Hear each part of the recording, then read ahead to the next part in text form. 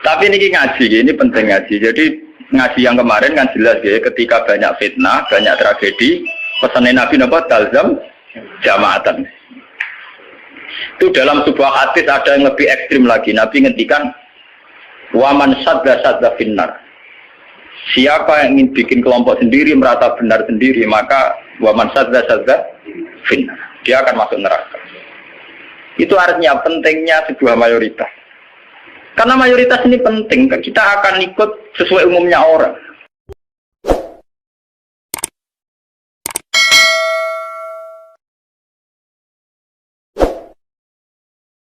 Bismillahirrahmanirrahim. Ini kalau terangkan, terus ini terus ngaji wingi sing teng Bukhari. Ngaji ini untuk konteks ini bersifat tertutup. Jadi yang tidak ikut ngaji, bukan usah. Kalaupun dengarkan rekamannya harus dipandu ya, karena ini sensitif.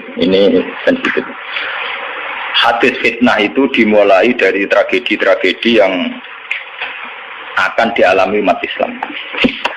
Terus di akhir hayatnya Nabi itu sering ngendikan bahwa urusan kalian yang akan datang itu yuradu aliyah, semuanya pernah ditampilkan kepada saya, karena termasuk tragedi-tragedi kemanusiaan yang akan dialami umat ini. Itu di akhir-akhir hayat Nabi sering ngendikan bahwa saya sebagai Nabi,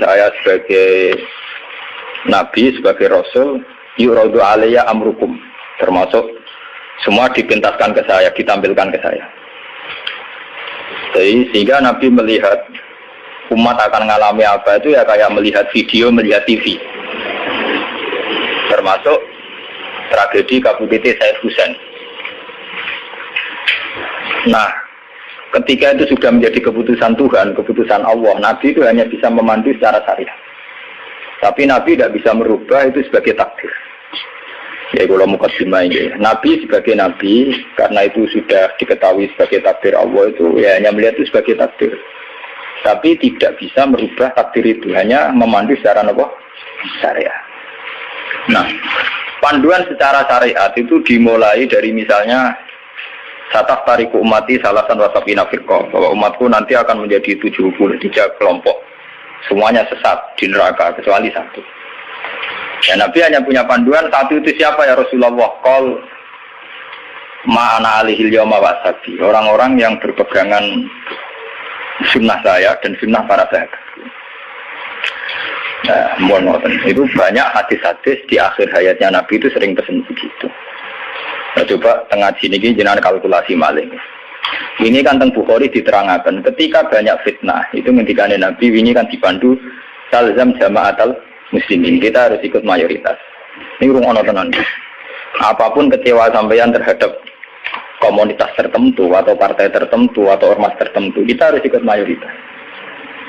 Sebenarnya kalau ngaji tempat-tempat saya bilang, saya sebagai orang alim, kemungkinan saya itu kalau tidak NU ya Muhammadiyah, selagi NU Muhammadiyah itu mayoritas, ya saya kalau tidak NU ya apa? Muhammadiyah. Partai juga gitu, saya ikut partai yang mayoritas, yang mainstream, yang umum-umum. Karena bisa dihitung ya, kalau setiap kebenaran itu diekspresikan lewat partai atau lewat ormas tertentu, berapa sih kebenaran bisa kita lakukan? Kita tidak usah nyebut contoh ya, misalnya sampean meyakini satu kebenaran A dan B, kemudian bikin partai. Paling banter kamu sebagai manusia atau hanya bisa melakukan A dan B. Ada partai tertentu yang ingin memperjuangkan kebenaran tertentu. Paling banter hanya memperjuangkan 1-2 bentuk kebenaran. Nah, masalahnya ketika semua ini punya ruang gerak untuk bikin kelompok, kelompok ini akan menjadi banyak dan tidak terkendali. Semuanya punya bendera sendiri, punya partai sendiri, punya ormas sendiri. Coba sekarang itu sampean kalau melihat di berita-berita, berapa kelompok yang atas nama karena Nabi serbanan hitam merasa harus serbanan hitam. Karena ada riwayat bahwa Nabi itu pilokan, terus kemudian mereka kalau sudah pakai pilok merasa mengikuti sunnah Nabi. Yang nggak pakai pilok enggak. Memang Nabi itu pakai semir. Dulu semua riwayat mengatakan Nabi Abu Bakar semua itu pakai semir. Ya gaul, Nabi lah itu pakai semir. Dan Nabi itu gaul pakai semir. Tapi semir yang sunat itu memang merah. Di kitab-kitab fikih semir yang sunat sama. Lagi sing nate ngaji di fikih semir itu nggak malah haram tuh. Sing sunat apa? Merah. Jadi misalnya dari KNO atau semir ada apa ke daerah dua? Gaul bah. Akhirnya ada kelompok tertentu niru semirane Nabi terus kayak kelompok tertentu. Begitu terus. Nah itu kalau kita turuti itu akan menjadi faksi-faksi, kelompok-kelompok kecil yang akan menyulitkan. Sebab itu Nabi mandu kalau sudah fitnah banyak itu talzam jama'atul muslimin. Kamu harus ikut mayoritas.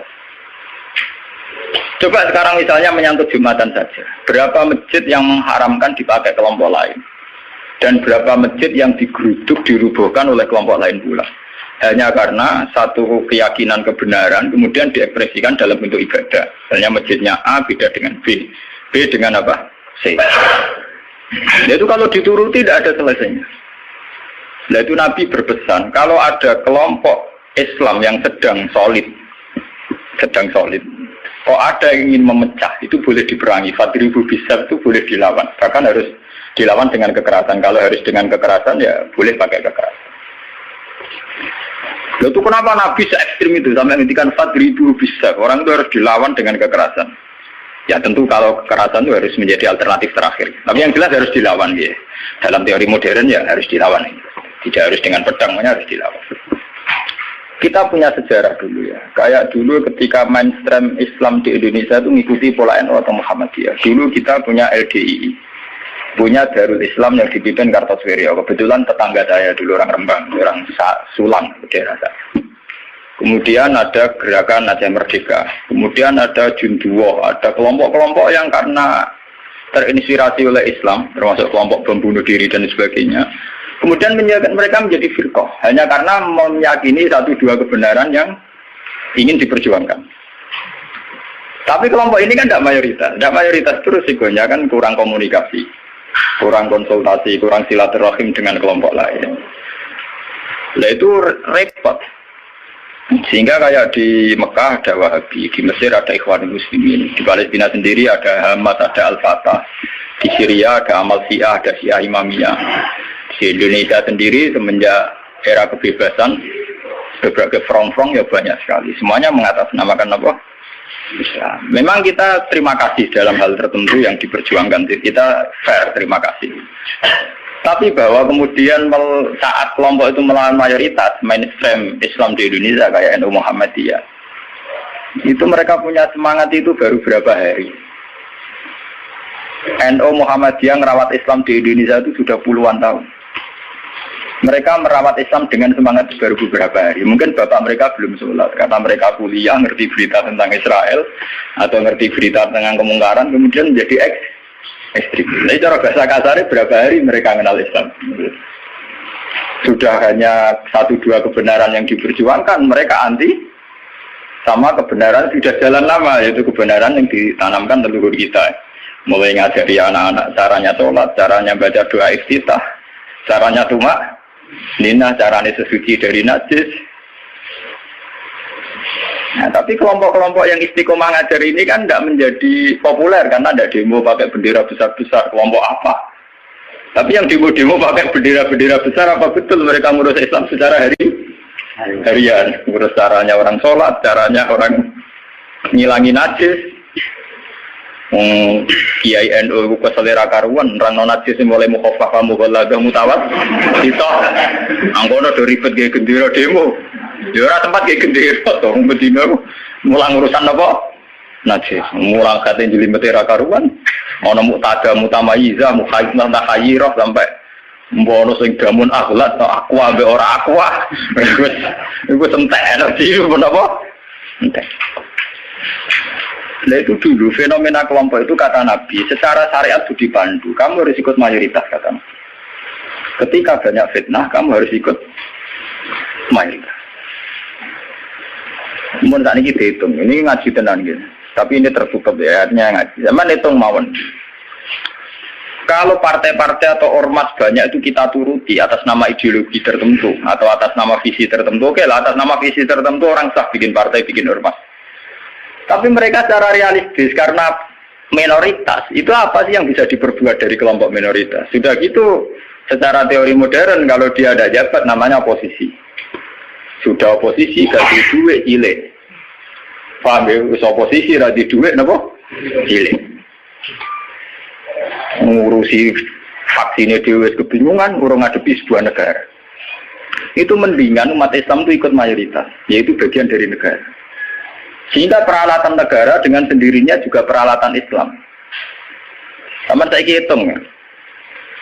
Kalau nate ngaji bolak-balik kalau hitung, ini rumah tenan hitung di penggalih. Kalau umat Islam itu ikut umumnya orang, ada yang jadi tentara, yang jadi polisi, yang jadi pedagang, ada yang jadi pengusaha, ada yang jadi miskin, itu rasa tidak ada jadi.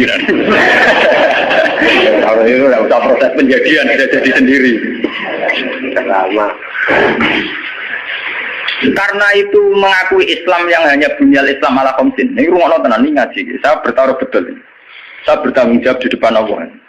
Kalau mereka mengikuti Islam dengan kaidah Nabi saja, yaitu hanya bunyal Islam ala khamsin, bahwa Islam itu dibangun atas 5 hal, yaitu syahadat la ilaha illallah wa anna muhammadar rasulullah wa iqamis shalat wa ita'iz zakat wa shaumi ramadan wa hajjil baita man istata'a ilaihi sabila. Itu tidak menerangkan partai politik, juga tidak menerangkan sebuah bentuk negara, juga tidak menemukan formasi negara, formula sebuah negara.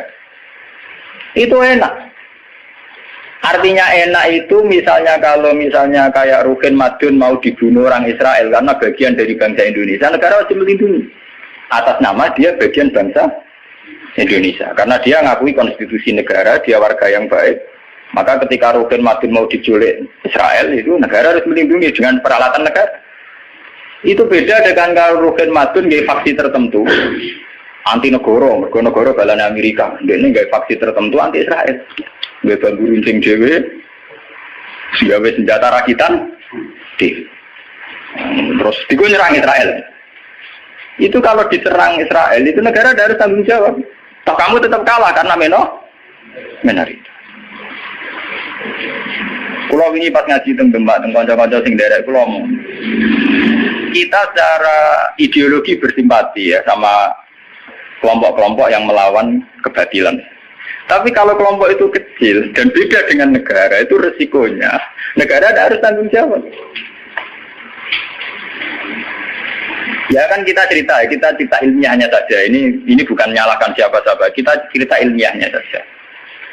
Banyak faksi-faksi kecil kayak kasus di Sudan, di Khartoum, di Darfur, di Rwanda, di Kenya. Itu sama kalau melihat berita di Kenya, di mana itu yang sering ada penculiknya itu yang Somalia ya. Somalia. Kelompok-kelompok kecil ini kan bikin satu faksi yang anti negara. Terus mereka atas nama kebenaran yang diyakini bikin gerakan tertentu. Hamas juga beda dengan Al-Fatah sebagai penguasa, yaitu karena presidennya dari kelompok apa? Fatah. Itu untuk menghadapi musuh itu repot karena dia tidak dihitung sebuah negara, tapi dihitung sebuah kelompok.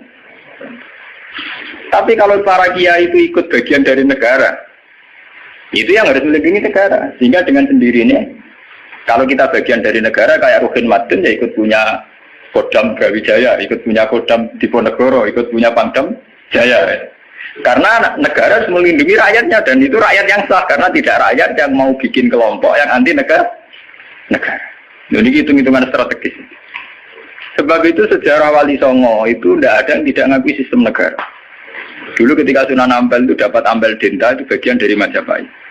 Ketika beliau ingin bikin negara juga ngakui sistem pola negara, yaitu pola negara saat itu harus dipimpin seorang raden sehingga Sunan Ampel tidak nyuruh wali-wali yang lain tapi nyuruh Sunan Raden Sinten Fatah.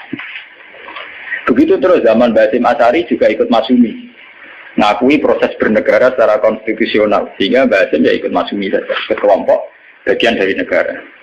Dulu ketika era Soekarno ya ada kabinet K4 termasuk NU yang ngakui proses hukum negara. Karena dengan NU ikut partai politik dan bagian dari negara itu kalau diserang Malaysia atau Portugal ya pada karo nyerang Indonesia. Itu beda dengan kita misalnya kecewa sama negara terus bikin kelompok tertentu yang anti negara. Itu kalau kelompok lain nyerang ya kamu sebagai kelompok bukan sebagai negara. Dan itu risikonya tinggi.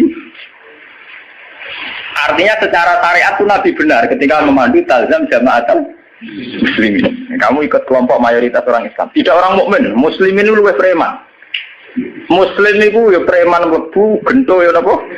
Mlebu, mulai sing kaya kula rapati gento malah mlebu.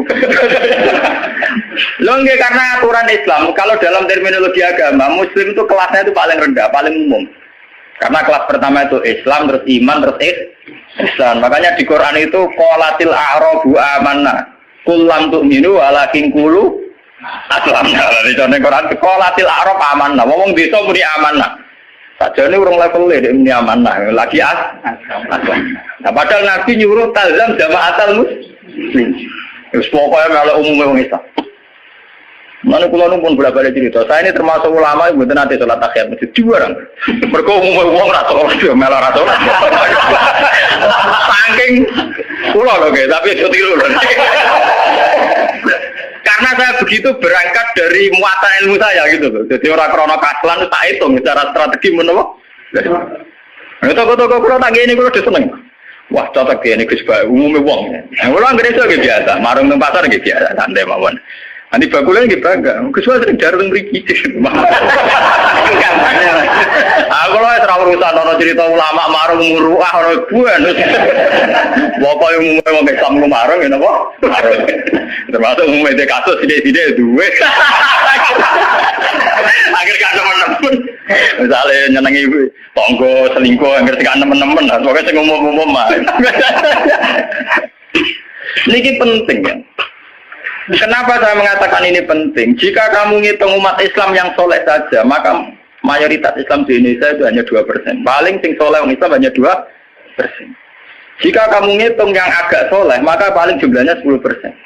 Coba kalau kamu hitung, pokoknya yang ber-KTP Islam, maka jumlah kita bisa 80%. Aku seneng darani Islam 2% apa 80%. Meskipun resiko 80% sing keramat tungkak, sing doli, Islam kabeh KTP-ne. Dulu kalau Jakarta kan keramat tungkak, kalau Surabaya doli, Jogja, Bunti, Pasar Kembang, Pasar. Nah kalau nanti penelitian, kalau nanti kan termasuk itu memang resikonya dihitung kabeh itu yang mlebu kan. Tapi kamu bisa 80%. Sehingga karena jumlah mayoritas 80% dengan ngitung WTS, lonte, gento dan sebagainya, itu tetap menjadi mainstream. Presiden harus Islam karena dihitung 80%. Coba kamu nuruti kesalahan sepihak, maka Islam jumlahnya hanya 2%. Maka berarti presiden cek kafir, cek Kristen nggak masalah karena jumlah umat Islam itu orang persen. Yani bu anggap Islam ra penting, Islam ra kanggu mergo WTS. Ya, tapi akhirnya gara-gara bu itu jumlah orang Islam mau 5%. Resikonya di presiden Kristen itu masalah karena mau dihitung.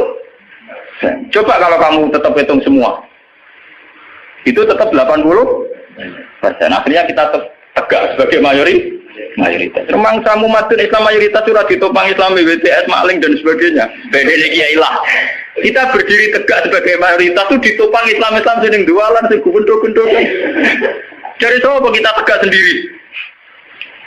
Sebab itu Nabi memandu. Kalau kelompok sudah bulat, itu tetap kita ikut mayoritas. Talzam jama'atan. Itu ngaji kita. Makanya wa mustamiun. Kita masih sepakat bahwa Islam itu harus jalannya bunyal Islam ala khamsin. Kita mengikuti panduan hadis sahih bahwa Islam hanya bunyal Islam ala khamsin. Yang namanya Islam itu ya hanya syahadat, sholat, zakat, puasa dan haji. Titik. Nah, bahwa ini cerita ilmu sosiologi. Bahwa kita ingin punya presiden Islam, bupati Islam, gubernur Islam, itu bawaan psikologi mayoritas. Ini gue eleng-eleng, bukan ideologi Islam. Saya sebagai ulama bertanggung jawab terhadap mazhab ini. Kita ingin presiden Islam, bupati, gubernur Islam, legislator Islam, itu bawaan kita sebagai mayoritas. Karena kita sebagai mayoritas, tentu presidennya dari kelompok mayoritas, yaitu Islam. Andai kan Islam kita itu di NTT, andai kan Islam kamu itu di Ambon atau di Bali, kamu tidak akan, misalnya Madun sekarang di Bantul, tersinggung ketika bupatinya ada Islam. Coba kalau kamu ditektir jadi orang NTT, soalnya bupati ini Kristen, yang penting nggak berbuat masjid. Misalnya Mustafa begini, hidup di Amerika, dia paling pikirannya kan, dia tidak mensyaratkan presiden Islam, ya orang nyarat gubernur Islam, yang penting nggak ngusir wong Islam. Tapi saat dia Bantul karena mayoritas, dia mensyaratkan bupatinya. Nah, itu bukti bahwa keinginan kita punya bupati gubernur Islam itu bawaan psikologi mayoritas, bukan bawaan ideologi Islam. Kalau Islam ya hanya bunyal Islam malah khamsin. Bangunan Islam ya hanya 5 itu. Bangunan iman ya hanya 6 itu. Paham ya? Nah, Kak, sama nggak usah teruskan. Kalau gitu partai politik Islam penting bener, itu sensitif, nah takok ngono sensitif. Wis balik ngaji ini sensitif. Senengane kok takok sing sensitif. Takok sing umum-umum wae. Misale takok sing umum, lha penake piye Gus wong Islam? Ya duwe ora sithik-sithik, nak dosa di sepuro pangeran. Wong di duwe ora dosa lho, Gus. Tapi mesti di sepuro pangeran. Tapi ini ngaji, ini penting ngaji. Jadi ngaji yang kemarin kan jelas ya, ketika banyak fitnah, banyak tragedi, pesan Nabi Nabi talzam jamaatan. Itu dalam sebuah hadis ada yang lebih ekstrim lagi. Nabi ngendikan waman sadda finnar. Siapa yang ingin bikin kelompok sendiri, merasa benar sendiri, maka waman sadda finnar. Dia akan masuk neraka.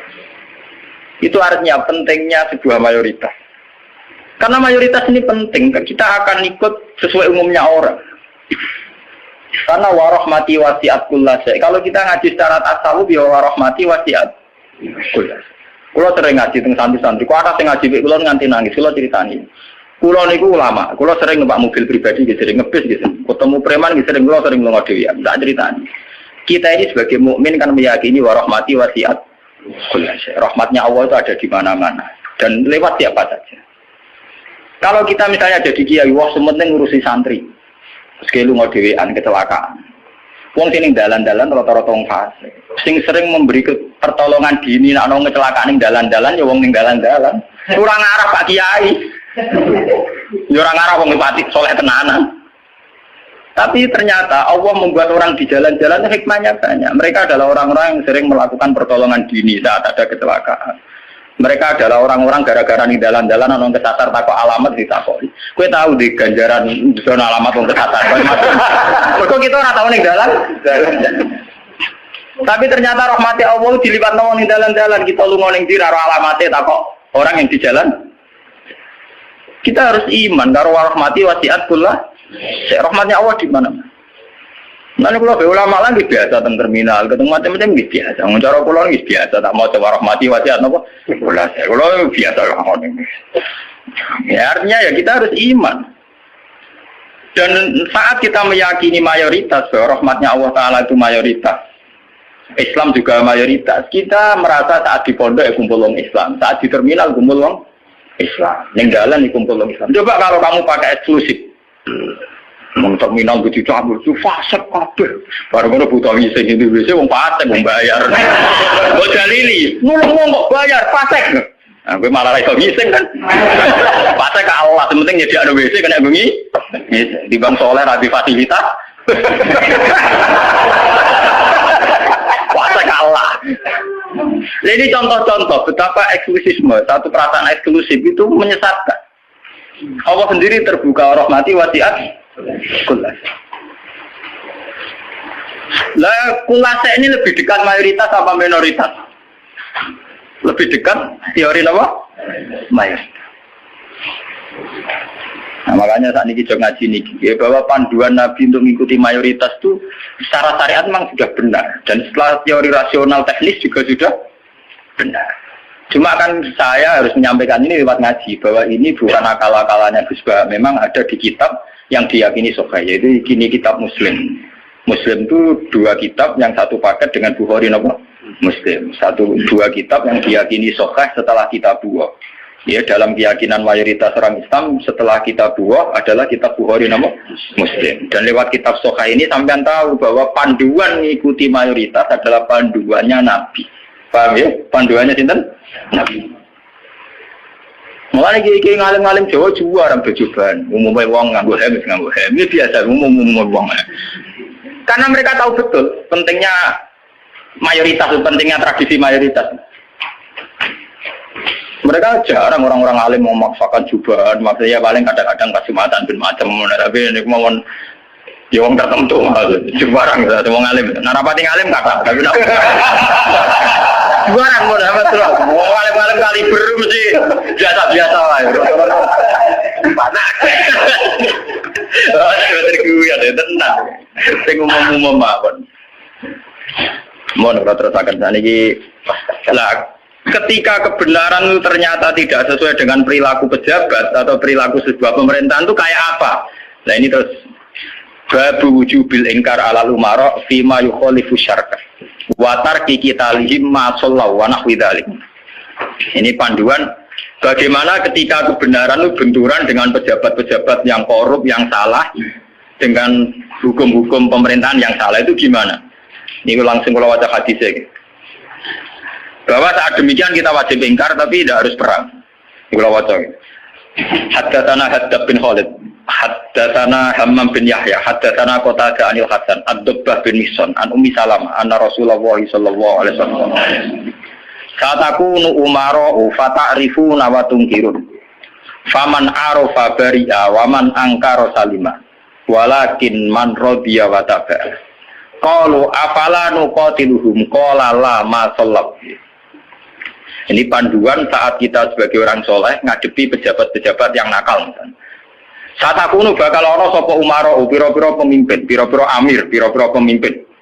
Pemimpin ini bisa pejabat, bisa pemimpin kultural, pemimpin ormas, wae pemimpin umaro jamu amir. Fatarifuna mongko kenal sira kabeh tapi watung kiruna lan ingkar sira kabeh. Kowe iso kenal tapi ya ingkar karena ya mungkin perilakunya sing enggak bener. Faman arafa bariya. Faman mongko te sapane wong arafa gelem kenal sapa man bariya mongko bebas sapa man. Maksudnya kenal yo terus iso milah-milah mana yang baik, mana yang buruk. Waman te sapane wong angkara iku ingkar sapa man, salima mongko selamat sapa man. Kowe ra kenal bupati atau gubernur atau pejabat sing korup sing nakal. Iku sing ingkar selamat. Lah sing ra selamat sapa? Melane mati korupsi ini iku. Walakin man radiya wa ta. Walakin man radiya, tetapi ini sing ra selamat yo rido cocok wa ta ya anut wa cocok pintan ta. Mergo untuk bagi bagian. Bisa taruh ngono tuh biasa wae. Biasa wae perkara ngene ae. Walakin man radiya napa? Wa ta. Lah ini anti ke Nabi. Beliau yaitu tadi ikut mayoritas.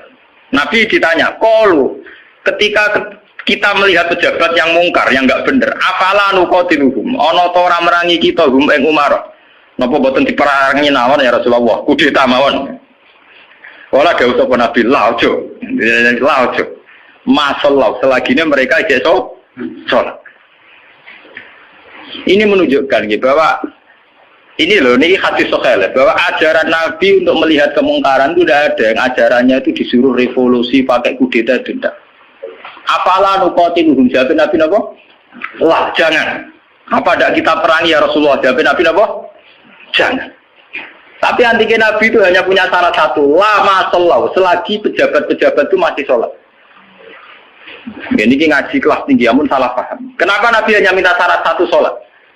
Bagi seorang Nabi, selagi dunia ini masih ada orang sujud kepada Allah, masih menjaga konstitusi agama yang berupa sholat, yang disembah mati Allah, itu masih normal. Mungkin pejabat itu punya kesalahan, dia korupsi, dia menggencet rakyat, dia apa. Tapi selagi dia sholat, kata Nabi itu tidak boleh revolusi. Nah itu kan menjadi misteri. Apa kira-kira alasannya Nabi kok hanya bersyarat lama sholat selagi masih sholat? Kemungkinannya dua, kemungkinan secara teori ulama lagi. Secara teori ulama, kalau ulang lagi, ini sudah di luar teori sosiologi, teori demokrasi masalahnya. Ini harus pakai teori ulama. Kalau teori demokrasi kan kalau mayoritas protes dan sah secara pemilu ya sah dia jabat, yang minoritas menjadi oposisi. Kalau dalam teori demokrasi kan gitu. Cuma kalau namanya teori demokrasi kan kalau satu Indonesia maling semua terus partai maling mayoritas ya yang jabat harus maling. Makanya kalau ingin BTS itu supaya legal, saya Indonesia jadi BTS bikin partai lonte itu kalau menang ya jabat. Karena yang dipakai demokrasi adalah suara terbanyak. Loh iya, terus resikonya demokrasi kan suara terbanyak harus dilegalkan mimpin kan. Kalau terbanyak gento semua ya harus. Makanya preman kemarin kalah sama jenderal kan dia kurang solid, dia harusnya orang jadi preman dulu semua. Bikin partai preman itu kalau mayoritas ya harus ya jabat. Nah ini saya bicara tentang teori ulama. Kenapa Nabi mensyaratkan jangan kamu revolusi, jangan kamu kudeta selagi mereka masih sholat. Bagi seorang Nabi, bagi seorang ulama, bagi seorang wali, selagi makhluk yang di dunia ini masih bertautan dengan langit, bertautan dengan Allah, berhubungan dengan Tuhan, itu masih dianggap normal. Masih dianggap apa? Normal. Bukan benar loh ya, normal. Karena ya wa ma khalaqtul jinna wal insa illa liya'budun. Makanya caranya harus sholat. Karena masih normal. Artinya seorang nabi itu tidak jagal-jagal amat ketika seorang yang nakal itu masih sholat. Seorang yang zina masih sholat. Karena masih sholat itu artinya masih ngaku eksistensi Tuhan. Artinya dia masih ngaku eksistensi apa? Tuhan. Kalau sudah fase tidak sholat itu sudah tidak ngaku eksistensi Tuhan. Dia bisa kecelok komunis atau ateis atau apa saja. Lebih parah lagi. Itu kenapa sirinya, kenapa dosa syirik begitu tidak diampuni, dianggap dosa terbesar karena memungkiri eksistensi apa? Tuhan. Selagi orang masih sholat itu ngaku eksistensi Tuhan. Ya teman saya ingin pikir. Nah tapi korupsi kan menyengsarakan rakyat. Korupsi itu menyengsarakan rakyat dalam konteks rakyat yang nggak punya ketahanan. Karena misalnya APBD dikorupsi bupati sehingga tidak ada pembangunan Bantul atau Sleman atau negara mana. Paling banter sarana umum yang terbengkalai. Tapi masyarakat yang punya ketahanan hidup secara baik, dia punya pertanian yang baik, punya perdagangan yang baik. Itu pejabat korupsi hanya dia dosa saja dengan Tuhan, karena rakyatnya punya ketahanan sendiri. Makanya Nabi berpesan, semua kesalahan itu dimulai dari masyarakat tidak punya ketahanan. Alaikum anfusakum la yadurrukum man dhalla idza ihtadaytum. Kalau kita sudah miskin, pejabatnya korup, kita tambah miskin karena kita kayanya menggantung kebijakan negara. Misalnya lewat BLT, lewat sarana umum, lewat pekerjaan massal. Tapi kalau kita sudah kaya, pejabat korupsi itu hanya salahnya dia dengan negara. Tidak punya akibat ke kita karena kita sudah kuat. Jadi ya, pejabat korupsi itu salah, sama dengan salah. Tapi jangan katakan bahwa korupsi sumber segala bencana. Enggak. Sumber segala bencana adalah saat individu cara hidup tidak sehat, cara berekonomi tidak sehat. Ingat itu, dalam aturan Islam kullukum ra'in, bahwa kalian pemimpin pada diri sendiri. Saat diri sendiri kita tidak kuat, dengan kesalahan orang lain kita rentan. Bahkan saat dimiskin, tanpa dimiskinkan, kita sudah miskin. Kata siapa kalau pemiskinan negara ini karena salahnya Orde Baru? Madun rawat ana sing miskin, miskin dhewe. Roken rawat ana sing miskin. Idam Samawi rasa dolim ngerupen itu kere. Berarti kekerean ini bukan kesalahan kebijakan pemerintah. Kesalahan SDM kita. Memang pemerintah ikut memperparah pejabat, tapi jangan katakan begitu. Sekali-kali nyalakan awam dhewe. Kita ini tanpa dimiskinkan orang sudah miskin. Tanpa didolimi orang sudah terdolimi oleh perilaku kita sendiri, oleh pilihan hidup kita sendiri. Yang orang salah sing melarat kok melarat. Nanti dari kata kula, wah aku bar mergawe modal tak mungkin bangkrut, gue bangkrut bar modal, aku sedurunge bangkrut. Kira gue bawaan, wah kira lateng. Artinya kira-kira kita ini adikan pejabatnya juadil, itu ya tetap kere. Jadi Bupati Bantul, Cek Sleman, Cek Diae, orang korupsi lah, yang kira tetap kere.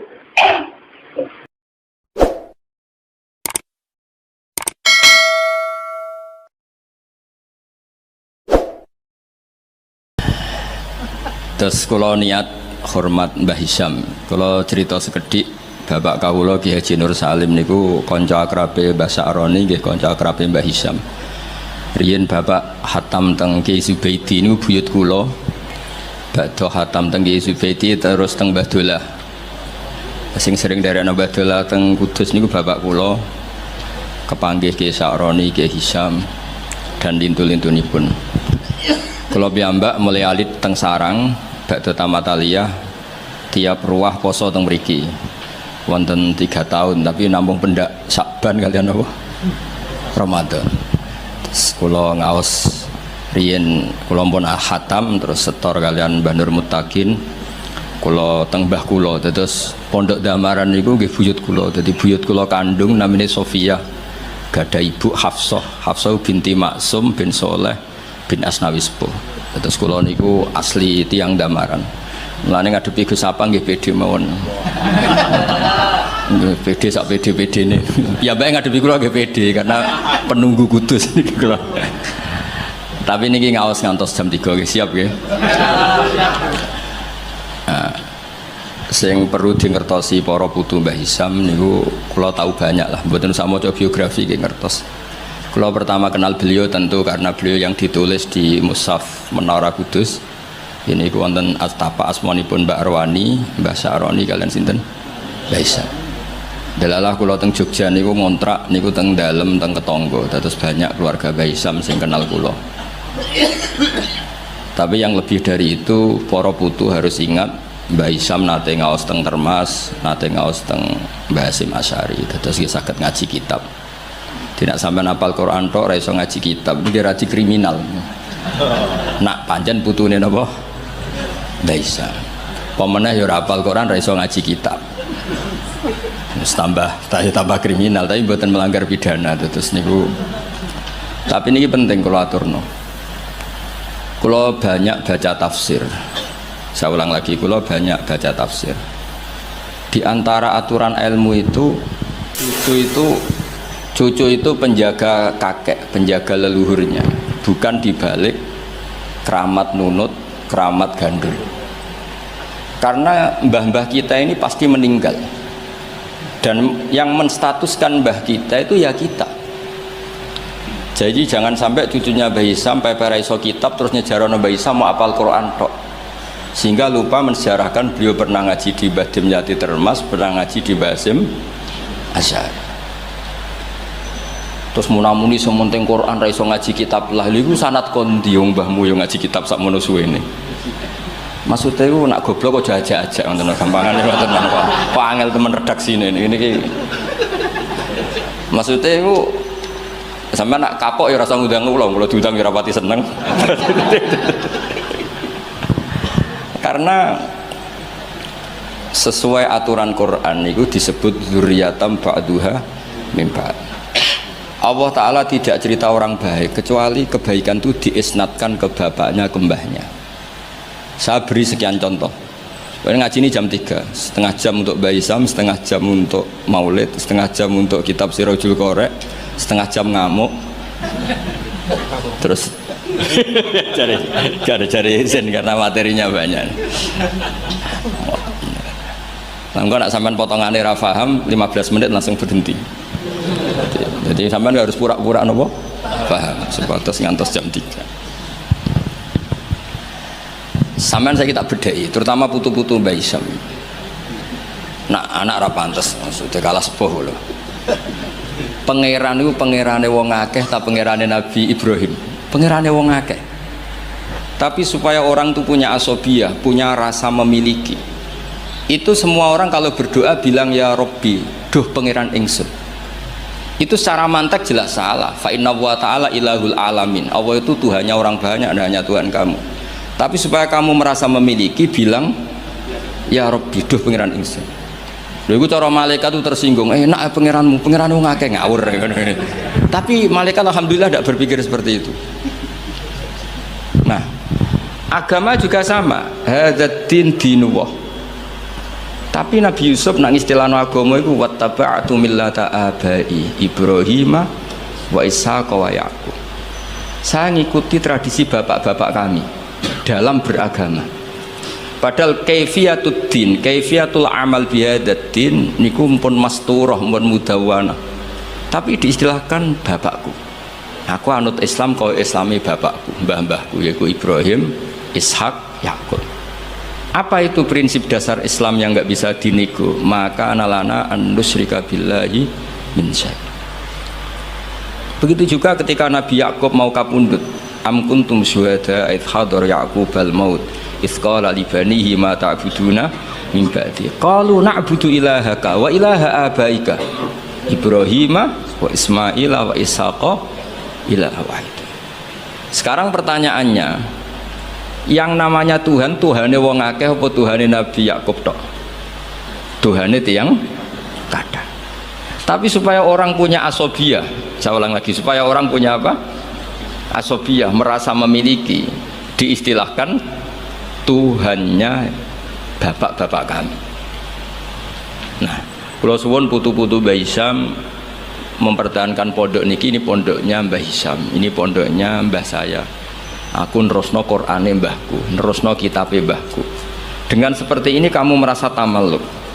Nah, barokahnya merasa tamaluk itu tidak ingin lepas. Tapi aku mikir Qur'ane wong akeh, agamane wong akeh, terus wis enakmu dhewe. Makanya dulu bapak saya hafal Quran, buyut-buyut saya itu banyak yang hafal Quran. Nak ngandani kula iku mau ngeten tok. Hak.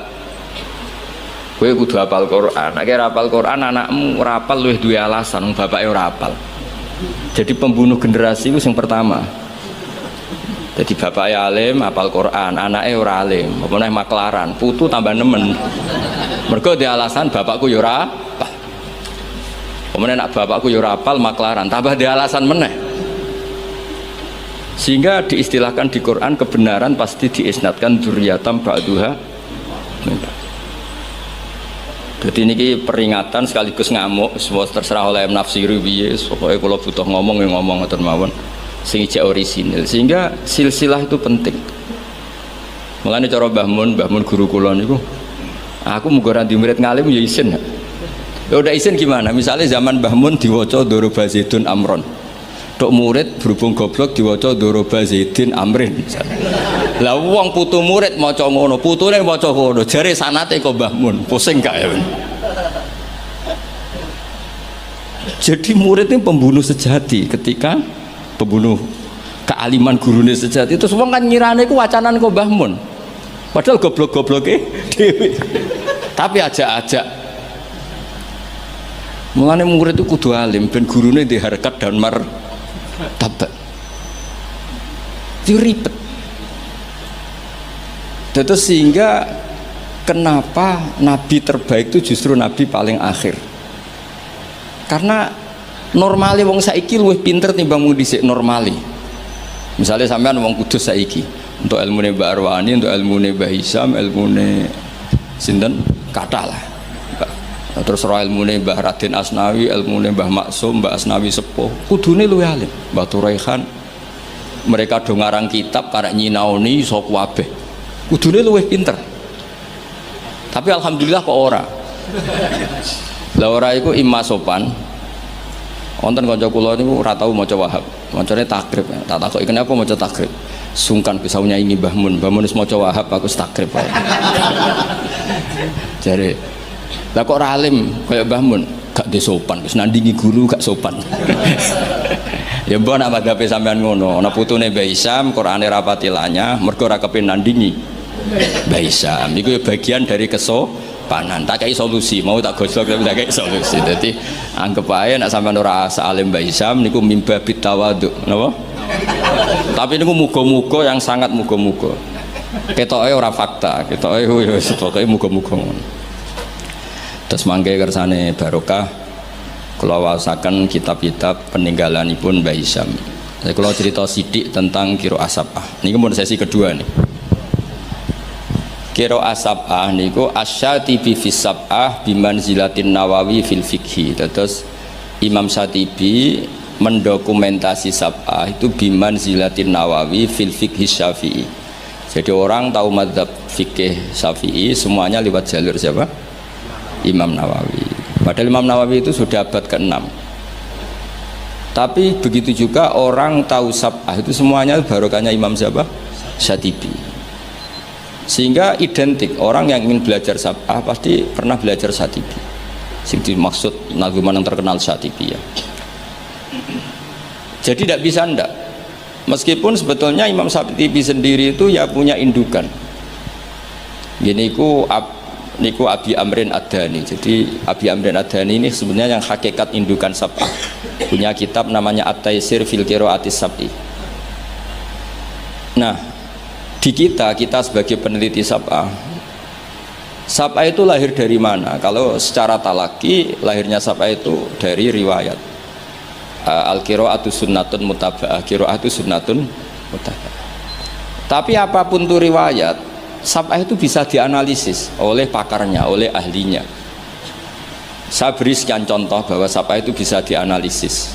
Dan contoh ini pasti benar, tidak mungkin salah. Karena sesuai yang ditadwin, sesuai yang dibukukan para ulama. Kalau ada hamzah satu ditambah ada lagi karena istifham, ya normalnya dibaca semua. Misalnya a'jamiyun, memang a'jamiyun itu maknanya orang ajam, memang sudah berhamzah. Lalu ada hamzah istifham, kemungkinannya ya bitahqiqil hamzatain. Terus kita baca apa? A'jamiyun. Atau karena dua hamzah ini jejer, kemungkinannya kita baca idgham, berarti baca jamiyun. Tapi sanad kita atau Asim min riwayati Hafs bacanya apa? Tasil, sehingga kita baca apa? Jamiyyu wa arabi. Begitu seterusnya di semua tema-tema sab'ah. Nah, kenapa hamzah itu bisa jadi korban? Karena hamzah ini huruf oportunis. Sebenarnya sampean bingung nggak lah? Enggak sekali ketok bingung tak lereni. Mulanya sampean harus pura-pura paham atau paham betul. Saya beri sekian contoh. Sampean kalau ngaji sorof, itu kan amanah, yu'minu, imanan. Terus ujuk-ujuk fahuwa mu'minun. Wadza kamu manun terus amin. Sekarang kita elal satu-satu. Engkau tak wacana kitab sapah nih, kitab tinggalane Mbak Isam. Kalau gadah, yo gadah tahu tak sinau nih. Kalau cucu Mbak Isam ingin bersaing kalian kulo kudu sinau kitab niki khatam. Nanti baru nantang kulo. Macane bener di. Ojo mau di dokumen tok ora diwaca. Nak ndelok kumuwe ketoke ora tau diwaca. Mboten sampe rasa tersinggung biasa mawon.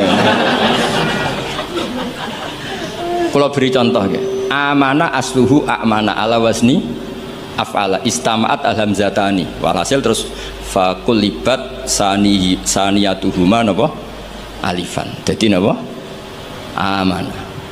Tapi orang-orang iklal itu ya oportunis.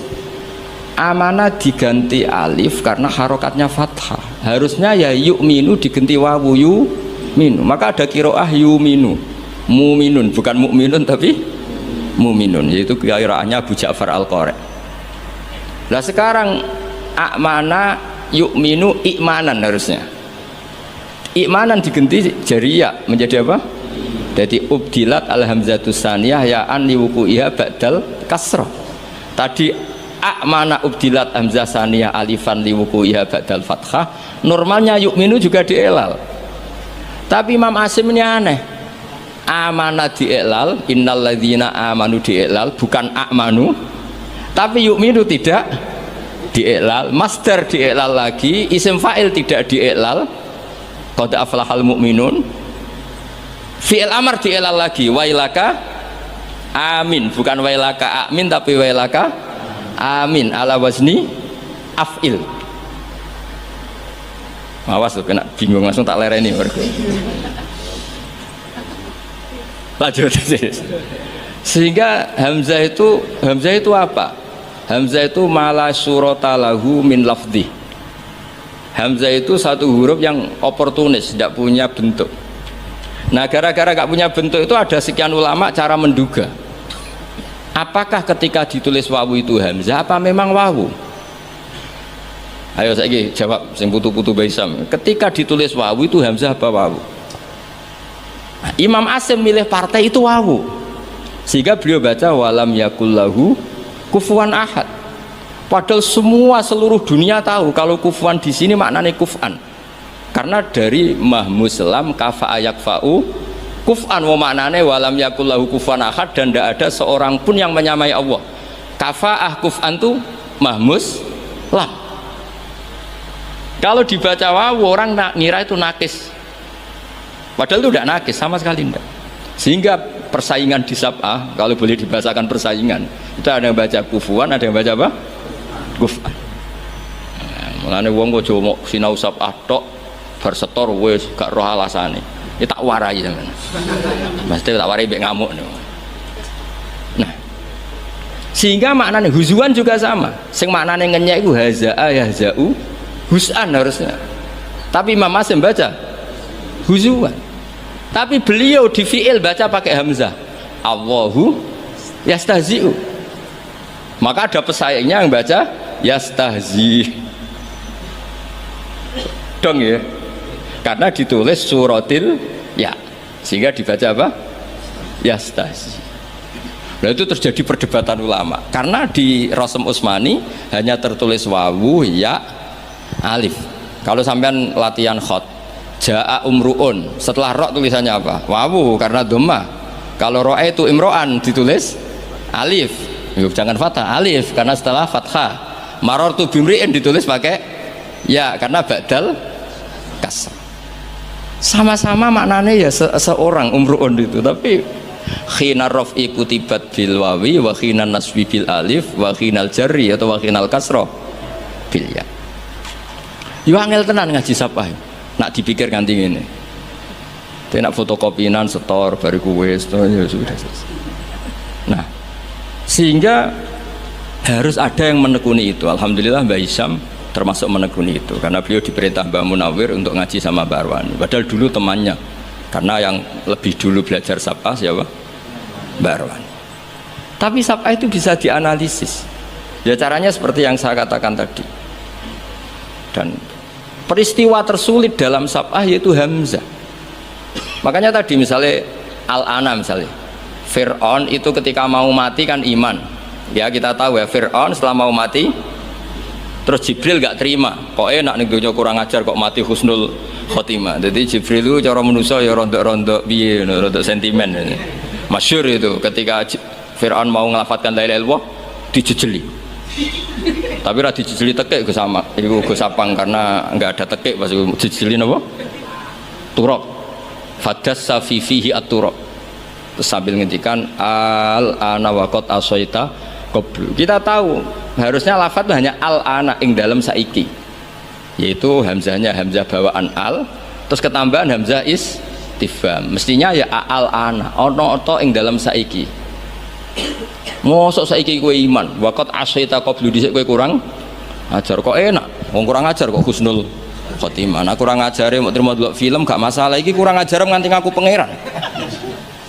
Jadi yo ono malaikat sentimen itu, ono wong ape husnul khotimah ora oleh. Tapi cara kula setuju malaikat Jibril, cara Fir'aun akhirnya husnul khotimah yo mangkel tenan. Karena dia masuk kategori hidup poya-poya mati masuk surga. Makanya al-ana wa qad asaita qablu wa kunta minal mufsidin. Nah, nak ndelok tren seperti itu, tren bahwa ada dua hamzah itu pasti idgham. Ya harusnya bacanya ajamiyu wa arabi.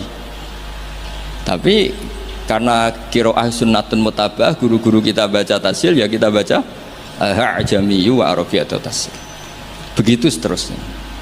Jadi jangan sampai kita tidak tahu asal usul sab'ah. Nah, sekarang terakhir contoh terakhir.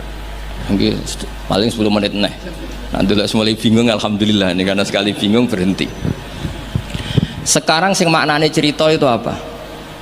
Loh ini saya menghormati Mbah Hisham karena beliau guru sab'ah. Sing maknane cerita itu nabaa. Ya kan amma yatasaalun anin nabilati. Maknane naba itu cerita. Ketika seorang nabi disuruh Allah ya masih pakai hamzah. Nabi ibadi anni anal ghafurur rahim. Berarti nabi critakno sira. Umumkan ke semua hambaku anni anal ghafurur rahim. Ketika seorang nabi punya tamu wa nabbihum an dhaifi semuanya pakai hamzah. Nah sekarang fan nabiyyu man amarahu wa bin naba an ahkamillah. Nabi itu siapa? Nabi adalah orang yang diperintahkan Allah untuk menceritakan ketentuan-ketentuan Allah. Normalnya pakai hamzah, bukan pakai ya. Nah, di sini kenapa Imam Nafi' baca wan nabiin? Ya ayyuhan nabiu. Dong nggih. Lu dong tenan to ora? Nah, ora leren. Paham ya? Ya pinter nah. Nak pinter berarti iso leren ya. Jadi kemungkinannya loro cara Abu Nawas mulang wong pinter ya leren uga ora ana gunane. Mulang wong goblok ya wajib leren ora ana gunane. Sing wong pinter ora ana gunane mergo nguyahi segara taksilul hasil. Sing ora paham diulang ya ora ana gunane mergo dadi wa ala kulli halin rasido jam 3 ngoten mawon wae ati. Nah, karena maknane nabaa itu cerita, wan nabiyyu adalah orang sing mumbiun anillah atau nabiun anillah disebut nabi ibadi wa nabihum an dhaifi. Nah, di sini hebatnya Imam Nafi' bukan baca ya ayyuhan nabiyyu tapi baca ya ayyuhan nabiu pakai hamzah. Karena memang tidak nakis, dia itu mahmus lam. Mahmus apa? Lam. Makanya ada cerita meskipun itu dhaifah, itu ada orang Bani Tamim. Bani Tamim itu satu suku di Arab. Itu sowan Kanjeng Nabi, nimbali Kanjeng Nabi ngeten, ya Nabi Allah, Terus Nabi gujeng sambil tertawa, Nabi ngendikan ana Quraisyun, saya ini orang Quraisy. Nah orang Quraisy itu diskusinya, logatnya, cara ngendikannya anti Hamzah. Makanya terjadi kaidah fa Quraisyun lam tuhammis wa banu tamimin tuhammis. Sehingga orang Quraisy gak suka baca huzuan tapi gak suka baca huzuan tapi baca apa? Huzuan. Gak suka baca kufuan tapi kufuan. Orang Quraisy gak suka bilang ya Nabi Allah tapi ya Nabi Allah. Makanya terus masyhur dalam ilmu qiraah sab'ah fa Quraisyun lam tuhammis wa banu tamimin tuhammis. Jadi orang Quraisy suka nggak suka Hamzah, orang Banu Tamim suka Hamzah. Tapi itu menjadi barokah. Andai kan tidak ada qiraatun nafi', maka kita tidak tahu kalau kufuan itu aslinya kufuan. Kita tidak pernah tahu kalau ya Nabi Allah dari ya Nabi Allah. Nah di sini hebatnya Rasulullah Shallallahu Alaihi Wasallam. Ketika Jibril mengajarkan satu model bacaan, as'alullah ta'ala mu'afatah, inna ummati la tutiku dzalik. Saya mohon sekali jangan seperti itu, umatku tidak akan mampu.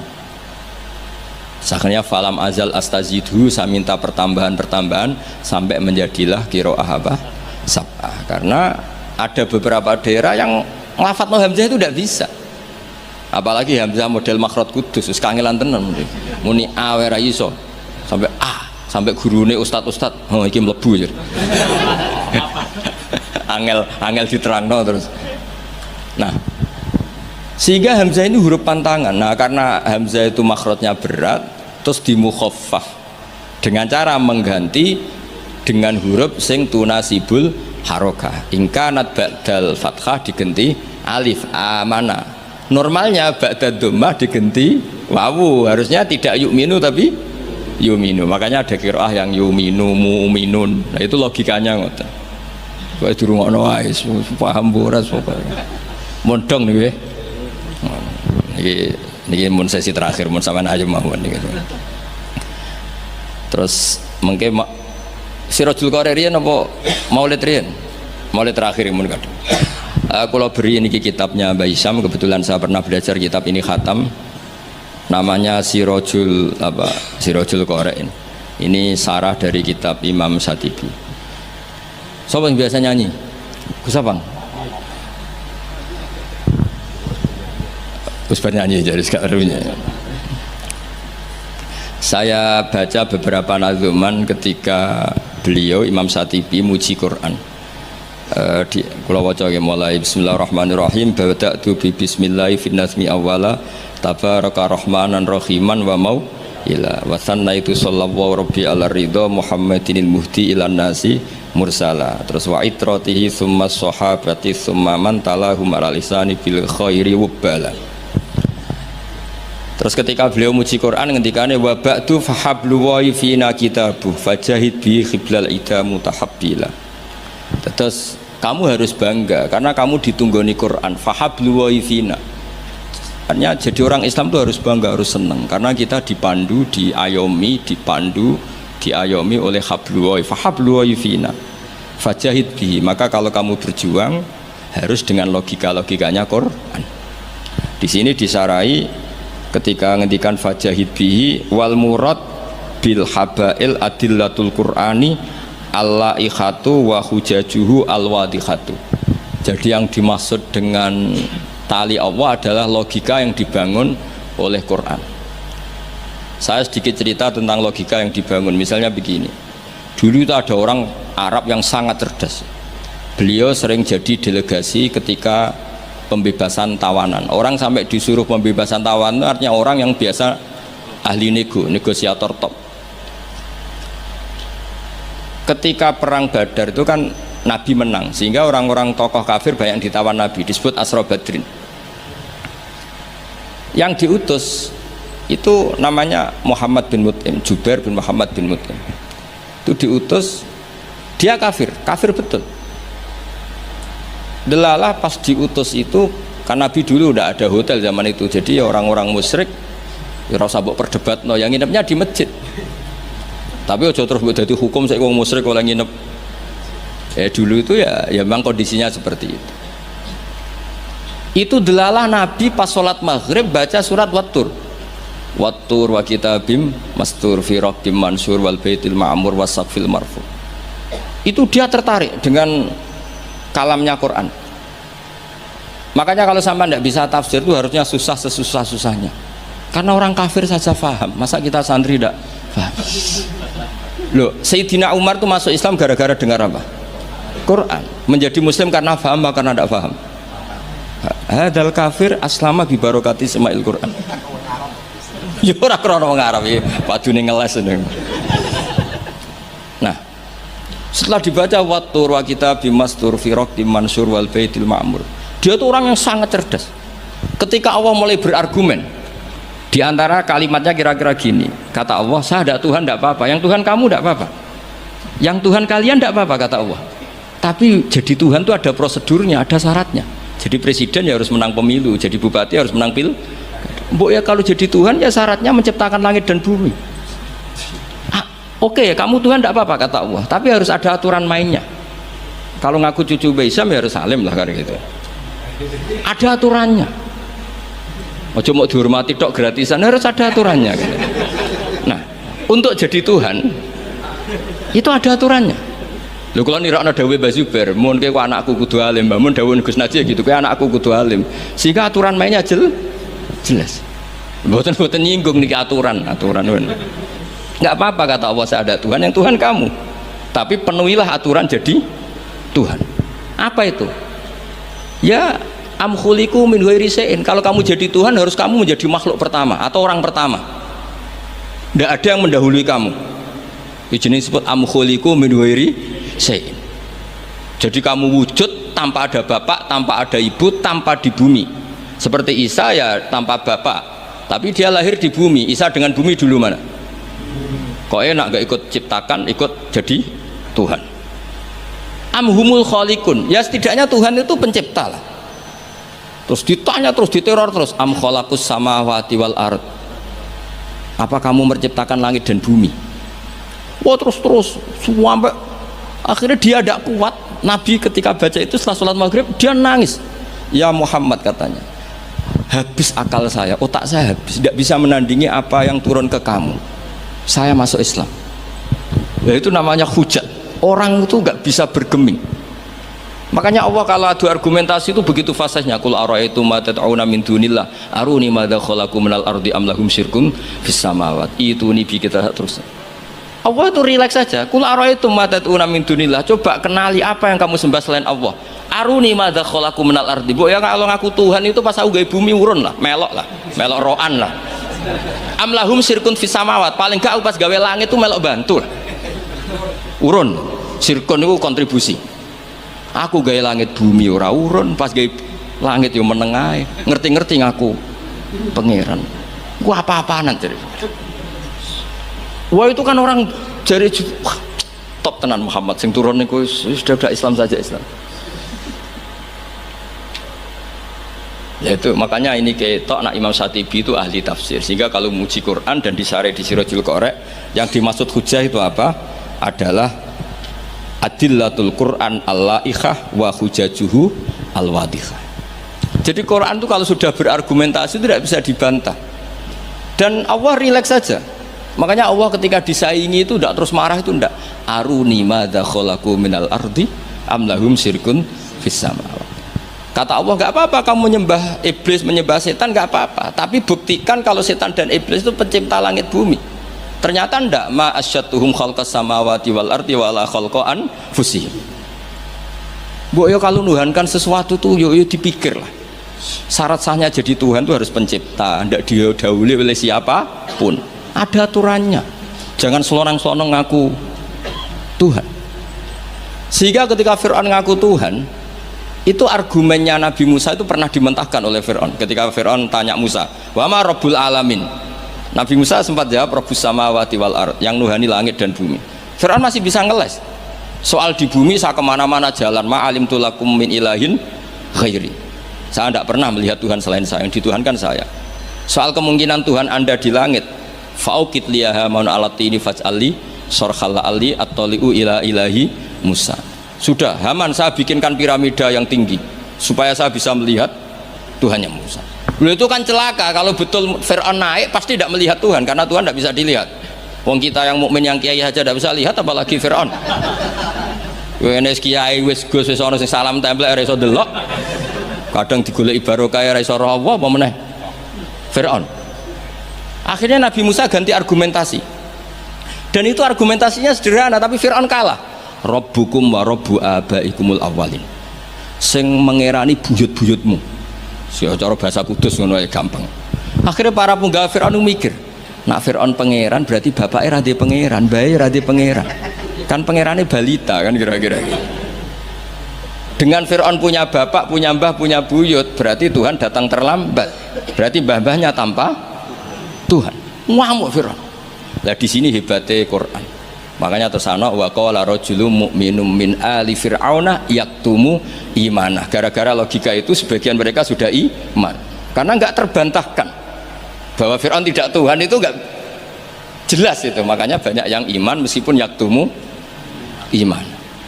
Lah yang yaktumu imanahu ini pula orang yang wajah rajulun min aqsal madinati yas'a qala ya Musa innal mala'a ya'tamiruna bikal yaqtuluka fakhrus inilah kaminan nasihin. Dia itu ikut rapat. Besok Musa tangkap dan bunuh. Karena dia mukmin, hakikatnya mukmin tapi pura-pura kafir. Dia tahu hasil rapat, keputusannya bunuh siapa? Musa. Jadi pasukan besoknya mau nangkep, malam itu ini sudah nemui Musa. Tadi malam saya ikut rapat, keputusannya Anda besok ditangkap. Maka sebelum ditangkap kamu lari. Jadi kadang-kadang wong khianat itu ya rada ana gunane, paham nggih? Tapi khianat apik. Ya dalile niku.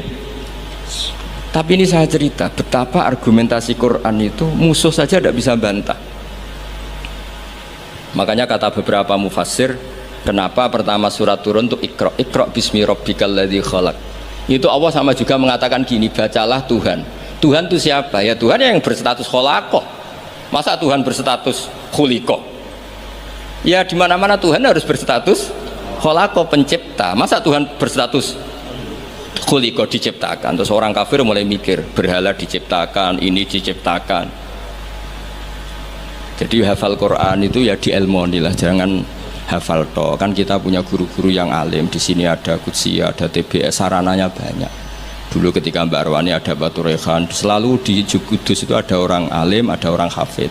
Dan yang hafid-hafid dulu juga orang-orang alim, kata Mbak Arwani, Mbak Saroni, Stanten, Mbak Hisham, semuanya punya tulisan-tulisan. Jadi saya mohon sampean jangan berdalih karena fokus Quran kalau ora iso ngaji. Mbok maksudnya ku nak nyuwun aja aja ora usah diterusno lah. Karena eman itu logika Quran yang seperti itu tuh eman. Quran itu misalnya klaim-klaiman kitab suci. Quran itu fair. Itu nih bi kita min qabli hada au atharatin min ilm. Kalau kamu tidak percaya Quran, tidak percaya Taurat, nggak apa-apa, kamu bikin buku tandingan tapi yang sekualitas Quran. Dan itu Quran tenang saja, silahkan ngarang. Kalau kamu ngarang sendiri tidak bisa, sama teman-temannya. Kul fa'tu bisuratim. Kalau kurang orang banyak, buat usyuhada aku ngajak konco. Wakhirnya tenan, ada kompetisi. Siapa yang bisa ngarang nandingi Quran? Itu orang Quraisy nyerah semua. Akhirnya ada orang agak sableng gitu, bilang mampu. Namanya Musailamah, nama? Bagi ini macamnya Musailimah. Kalau ngaji bolak-balik, orang semua Musailamah, orang macam Musailimah gara-gara roh akten nih, jadi rata-rata itu macamnya apa? Musailamah atau Musailimah? Trennya apa? Musailamah. Itu akhirnya ngarang ketika dengar wadzariyati dzarwa fal hamilati wikra fal jariyati isra fal muqassimati amro. Karena dengar itu kan pikirannya sama-sama diakhiri ta. Terus pokoknya pikirannya gitu. Padahal wadzariyati dzarwa itu zarrah itu kekuatan yang dahsyat. Disaingi wazariati zar'a, fal hasidati hasda. Terus fal khabizati khubza, fal lakimati lukma. Jadi terus sampai yang pesen itu iki apa-apaan. Jadi mau wal zariati zar'a, demi perempuan-perempuan yang menanam padi. Engko nek bar ditanam ya al hasidati hasda, demi perempuan-perempuan yang memanen. Bar dipanen wal khabizati khubza, kemudian jadi roti. Terus fallaki mati kemudian diuntal. Sampai sing pesen ku protes. Iki apa-apaan. La yaqulu hadza ila majnun. Sampai sing pesennya kecewa, sing order kecewa. Wah yo ora kasil nek gumuk nyanyi Quran yo ora kasil. Iku apa-apaan niku wong perapatan nak iso kira-kira gitu. Jadi makanya Quran itu ya santai saja, enggak apa-apa. Kalau kamu tidak percaya Quran, kul fa'tu bi asyri suwarim mislihi muftariyat. Kalau asar enggak bisa surah saja, enggak. Kalau 10 surat enggak bisa, satu saja. Dan Quran fair sampai watu man istata'tum min dunillah. Enggak apa-apa kamu minta bantuan. Sehingga ketika dikarang nyanyi alam nasroh adib ja'u madib nyanyi parah. Kalau niku apal ora krana kula pecinta musik lama karena saya peneliti. Nyanyi alam taroh itu begini. Al-filu mal-fil wa ma adraka mal-fil lahu khurtumun tawil wa dailuhu qasir. Kamu tahu apa itu gajah itu apa? Gajah itu hewan yang khurtumun tawil, punya apa? Belalai yang panjang, tapi lahu dailun qasir, tapi apa itu ekornya pendek. Yang pesen saja kecewa. Lha iku cah cilik ya roh nak gajah.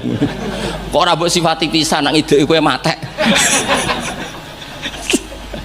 Bandingkan. Nah, sehingga terus kita ini harus tahu bahwa mukjizat Nabi tertinggi itu apa? Quran.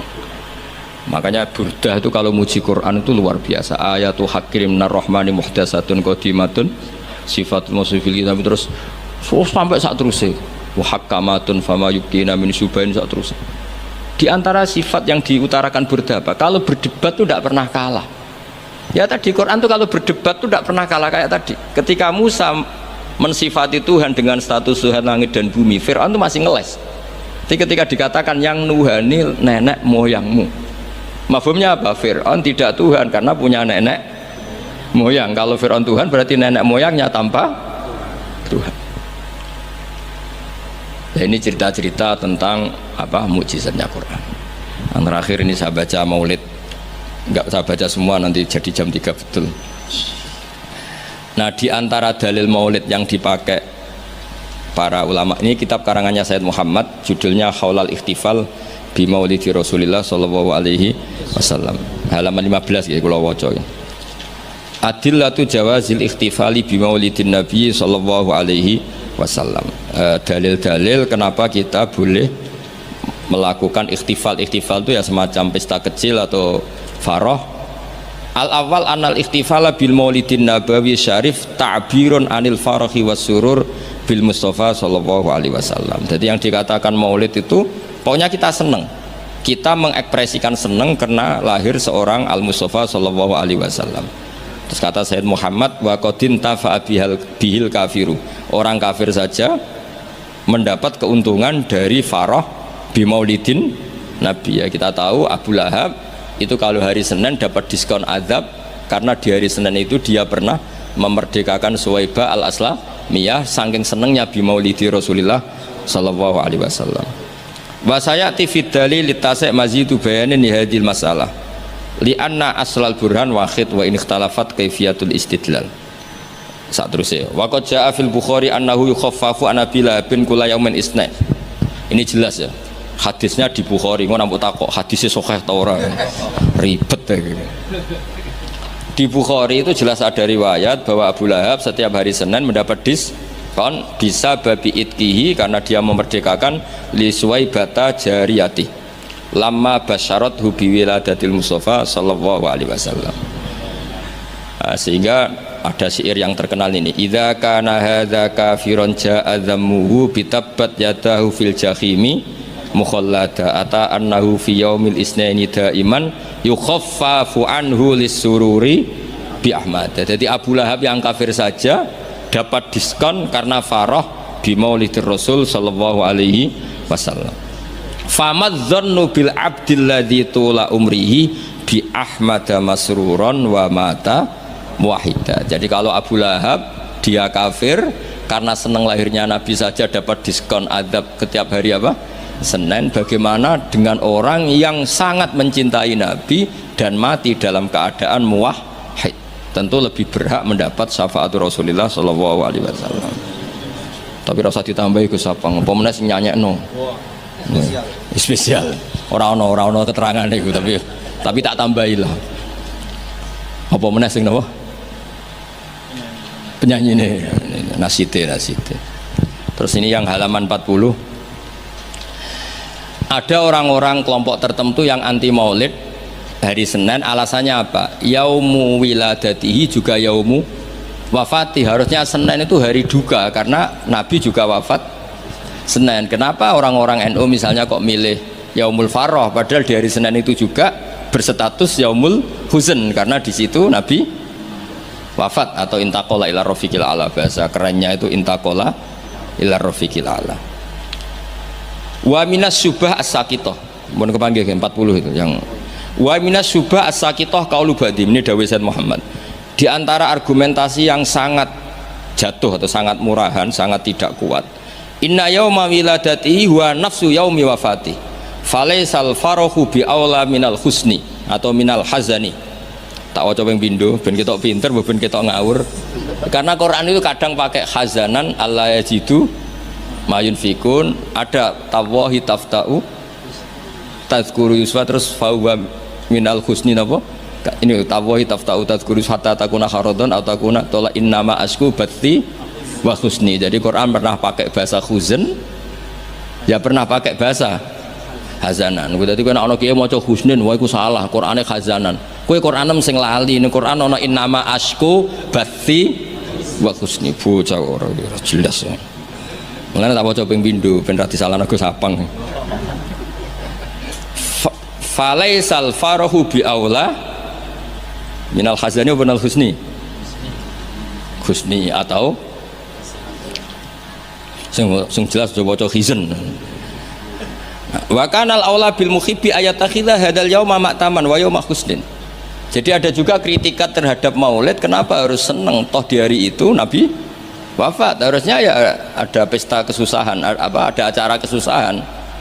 Terus wanakulu kata Said Muhammad, innal imam al-allamah Jalaluddin Asyuti qad kafana radda ala hadhil mukhalatah. Imam Suyuti telah menjawab kesalahan berpikir itu. Faqala fi kitabil hawi manasuh inna wiladatahu sallallahu alaihi wasallam a'dzamun ni'am wa wafatuhu a'dzamul masaib. Tapi wasyari'atu khassat ala izhari syukri ni'am wasabru wasabri wasukuni indal masaib. Waqad amara syar'u bil aqiqah indal wiladah wa ya izharu syukrin wa farahin bil maulud wa lam ya'mur bil mauti bi dzabhil aqiqah wala bi ghairi bal naha anin niyahah wa izharil jaza. Kalau ada kritikan orang tidak boleh senang hari Senin karena hari Senin itu pula Nabi wafat, jawablah karena syariat hanya memandang sisi-sisi yang membuat orang itu senang. Buktinya kelahiran bayi itu diperingati dengan menyembelih kambing, artinya senang. Dan malah kalau ada yang meninggal, syariat melarang susah. Artinya kenapa kita milih senang untuk hari Senin? Karena sisi yang dikampanyakan syariat adalah al-farah, bukan al-huzn. Jadi meskipun Nabi juga memang wafat hari apa? Senin, tapi susah ini kita abaikan.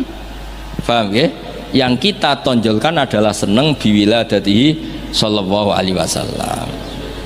Itu jelas nih napa? Jadi napa intine niku walhasil niku kula suwun semua itu ada dalilnya. Jadi yang dilakukan guru-guru kita, malah tenggene kitab Said Muhammad, kalau ada orang yang menyoal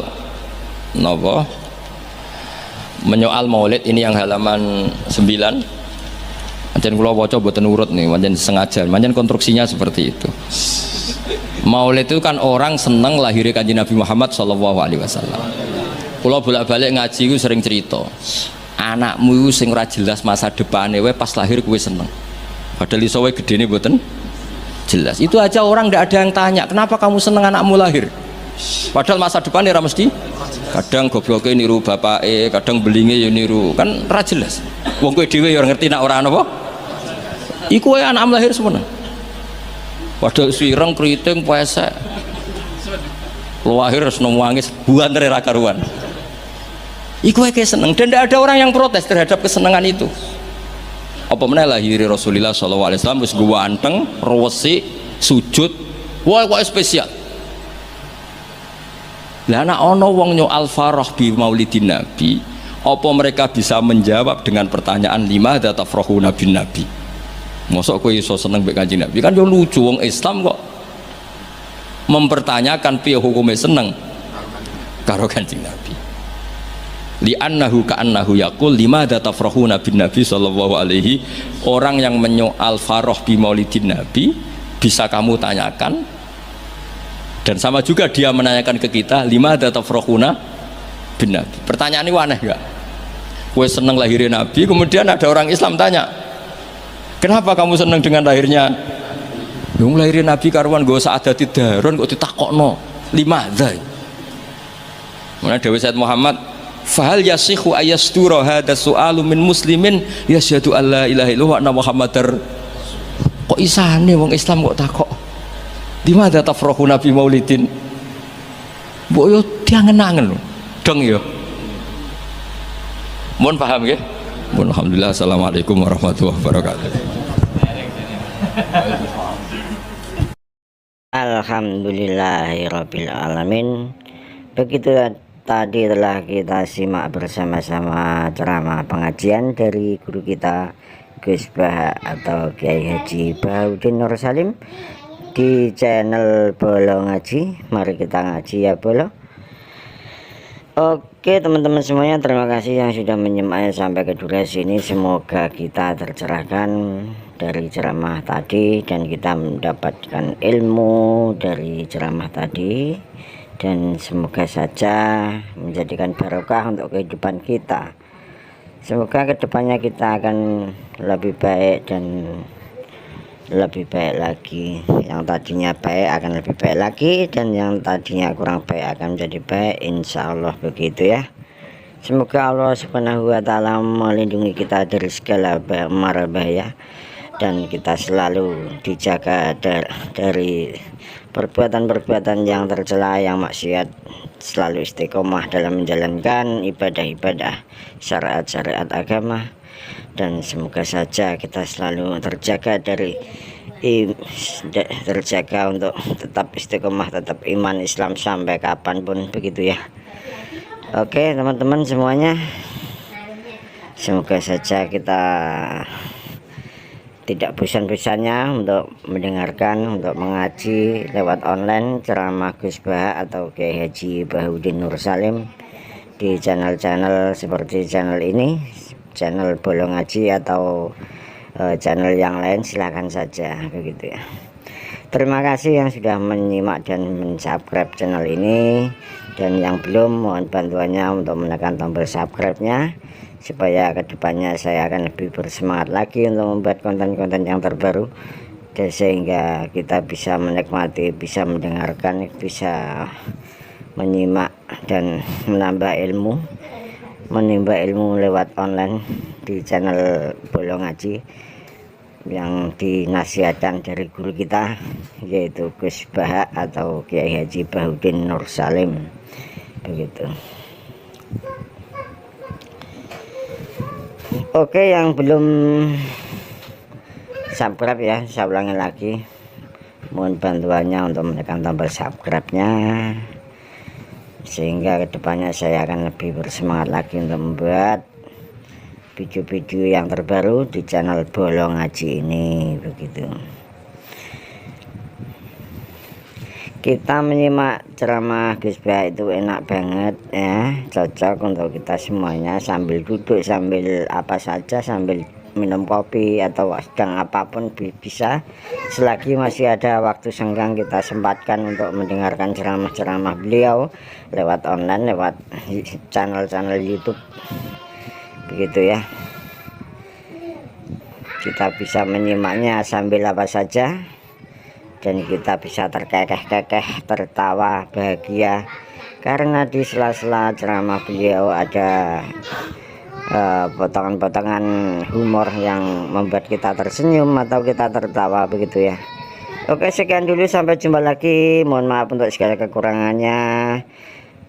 Assalamualaikum warahmatullahi wabarakatuh.